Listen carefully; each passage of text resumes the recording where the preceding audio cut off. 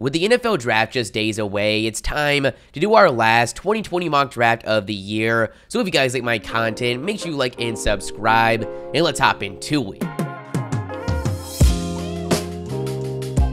Starting it off with the number 1 pick, we've got the Cincinnati Bengals selecting LSU quarterback Joe Burrow. This one really isn't a question. There's rumors of teams like the Dolphins wanting to trade up, but I would be really surprised if that actually happens. The Bengals don't hesitate and take an incredible home state prospect to lead them into the future. At 2, we've got the Washington Redskins. Throughout the draft process, they've been involved in a ton of rumors, such as trading down or even taking a quarterback like Tua Tagovailoa. I really think all that was smokescreens. They're going to go with one of the best defensive prospects we've ever seen in Chase Young, and don't think about it for a second. The Ohio State product racked up 16.5 sacks in just 12 games as a junior. With the 3rd pick, we've got the first trade of the video. If the Lions were to stay here, I would have them going with Jeffrey Okudah, but with this possibly being a little bit too early, they trade down with the Chargers for more value. With Phillip Rivers off to the Colts, the Chargers are looking for their future quarterback and take the risk with Alabama's Tua Tagovailoa. Without injury concern,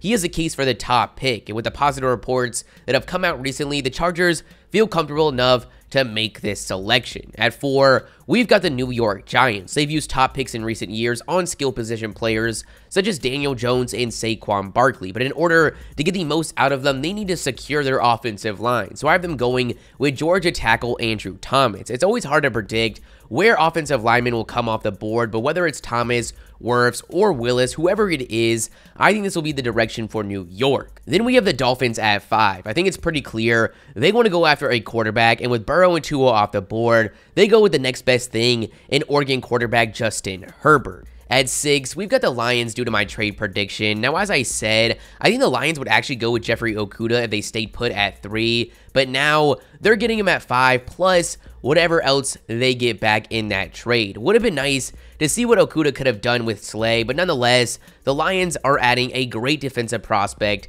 with this pick. At 7, we've got the Carolina Panthers. With the surprising retirement of Luke Kuechly, they're looking for linebacker help and grab Clemson's Isaiah Simmons. Simmons is one of my favorite players in this draft. He's an athletic freak who can play practically every position on the defensive end, whether that's lining up as an inside linebacker, outside linebacker, safety, and even cornerback sometimes.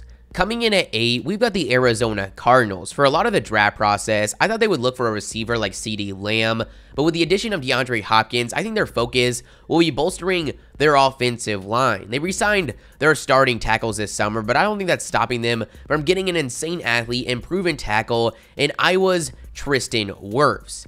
Then we have the 9th pick in the hands of the Jacksonville Jaguars. There's a lot of directions they could go, but with the loss of their cornerstone on the defensive line, Calais Campbell, I'm going to have them going with Auburn D tackle Derrick Brown. At 10, we've got our second trade of the mock. The Eagles go up to the Browns' 10th spot to address a glaring hole for them. They select Oklahoma receiver CeeDee Lamb. It's a battle for the top receiver spot in this draft between Lamb and Jerry Jeudy, but with the rumors that the Eagles are very high on Lamb, that's what I have here. Then we've got the Jets at 11, and with Robbie Anderson gone, I have them looking for a receiver, and with Lamb off the board, the decision becomes very easy. They take the top route runner in Alabama's Jerry Jeudy. 12 is going to be the Oakland Raiders, another team I have looking for a receiver. Sadly, they just missed out on Jerry Jeudy and CeeDee Lamb, so I don't have them going after a speedster and Henry Ruggs from Alabama. Then we've got the 49ers at 13. They're another team that could look for a receiver, but for now, I'm going to have them ensuring that they have a top defensive line by getting a replacement to DeForest Buckner and South Carolina's Javon Kinlaw. With the 14th pick, we've got the Tampa Bay Buccaneers, and I think their direction is pretty clear. They want to protect their free agency signing Tom Brady, so they're looking for the best lineman on the board, which in this case is Jedrick Willis.